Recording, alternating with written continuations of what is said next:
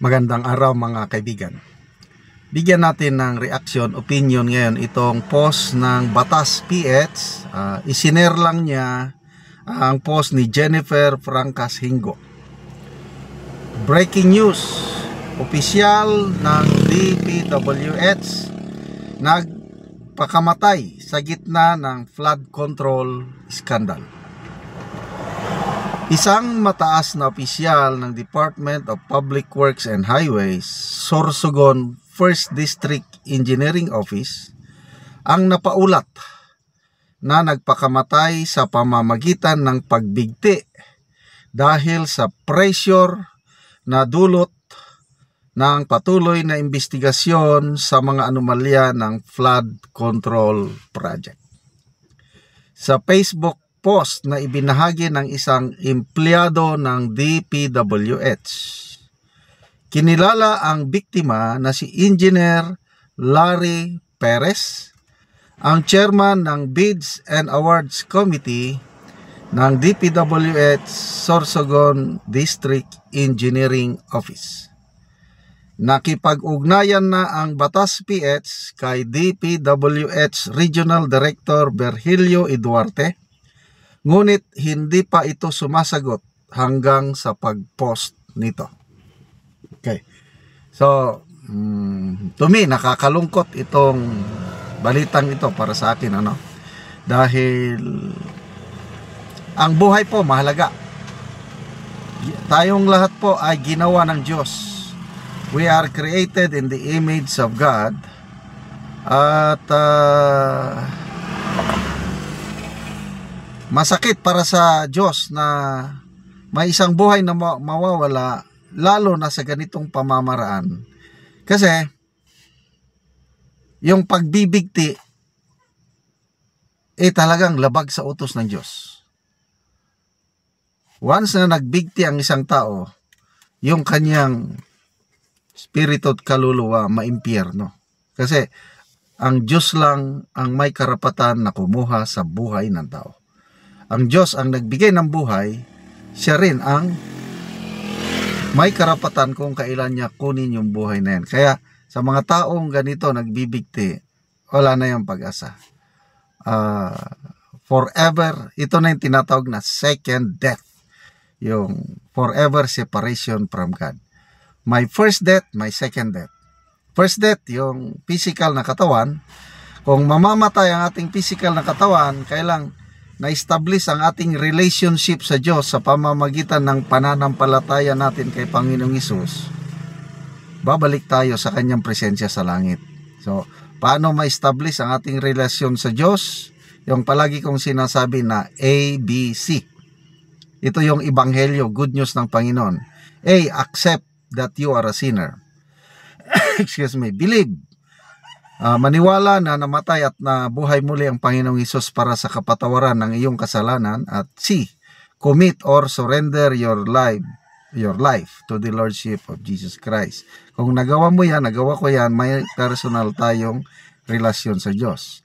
So, ito, nakakalungkot.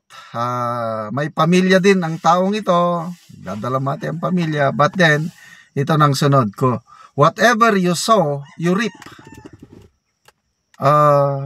Mag-ani ka ng masama, ani ka ng masama. So ito, hindi niya nakayanan yung conscience niya siguro. And watch out, yung ganyan, pag nasa problemang ganyan, si Satanas, he is a great liar, deceiver, muhunghong, may boses, may idea na papasok, wala kang silbi, magpakamatay ka na lang. Sige na, para matapos ng problema mo. Pag may ganyan na sumasagi sa isip nyo, huwag nyo paniwalaan. Si Satanas yan. Once na ginawa mo, wala na. You are forever separated from God. Lahat tayo makasalanan. Sino bang walang kasalanan sa atin? Kaya, kung may kasalanan, is aminin mo lang nagkasala ka, you repent, you confess your sins before God and men, and accept the consequences, at patatawarin tayo ng Diyos. At kung itong batas sa lupa, accept it. Kung makulong, edi magpakulong. Wag wag lang kunin yung buhay mo dahil labag yan sa kautusan ng Diyos. So, what does this mean? Talagang talamak ang corruption sa DPWH.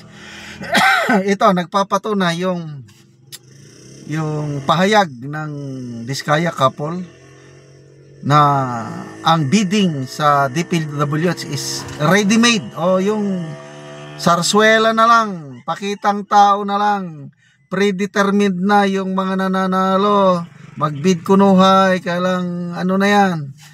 Very yung last na Blue Ribbon Committee hearing, nagsalita ang Diskaya, may supplemental affidavit, pinakinggan ko. Napaka-detalyado at ako naniniwala doon. Pati nga si Senator Lacson, sabi niya, very credible itong sinabi nila ngayon. Yung nangyayaring laro-laro ng bidding sa DPWH. At ito, Bids and Awards Committee Chairman, wala na, hindi niya na makayanan dahil iimbestigan eh. So, ito, talagang ang mga matatamaan, siguradong matatamaan itong taga DPWH and of course, contractors. Sigurado ko may makukulong. Kaya lang, kung ang makukulong lang ay taga DPWH, contractor, hindi ako maligaya. Walang kompletong justice. Dahil ang kalukuhan ito, ang nakawan na ito, ang utak, according to Mayor Magalong, ay ang mga lawmakers. So, may mapaparusahan bang lawmaker? Lawmakers? Tingin ko kung meron man, kakaunti, isa, dalawa, yung mga sacrificial lamb na lang. Example, Saldico. Yan. Kakasuhan na nila kunuhay. Kailang, nasaan naman si Saldico? Pinalabas naman nila. Paano tayo magkakaroon ng hustisya?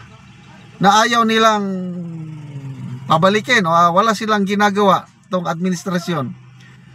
Sampahan mo ng kaso si Saldico, kaya lang walang ginagawa para pabalikin, hindi i-cancel ang passport, hindi i-freeze ang mga assets. That's useless. So, takot ba sila na babalik si Saldico?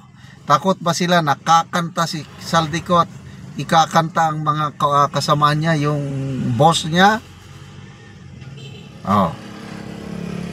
Ang taong bayan, hindi naman 8-8, hindi naman Tanji na hindi alam itong mga hindi magagawa ni Saldico yung mga ginawa niya kung wala siyang boss na nag-uutos sa kanya. Kaya salamat mga kaibigan sa inyong pagsubaybay sa ating channel. Nakakatulong kayo ng malaki sa tribong Talandig ng Bukidnon. Dahil ang income natin sa channel na ito is pantulong po sa tribo. Namimigay tayo ng libreng yero at pako para makapagpatayo sila ng mas maayos na tirahan. Panoorin niyo ang video na ito. Nakabot naman gid ang sin. Salamat ikay sa nagatayan ni.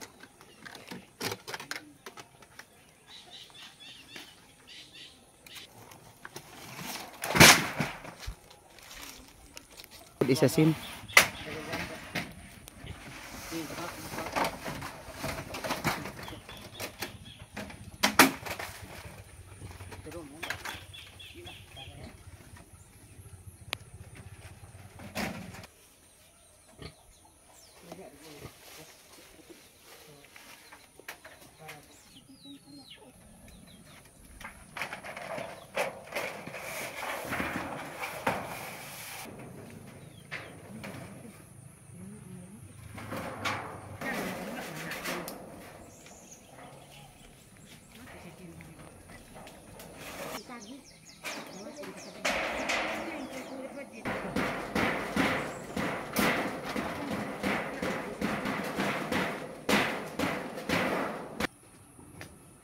O karon unsa inyong maistorya nga maayo na inyong atop nakabalay na gyud mo og bag-o.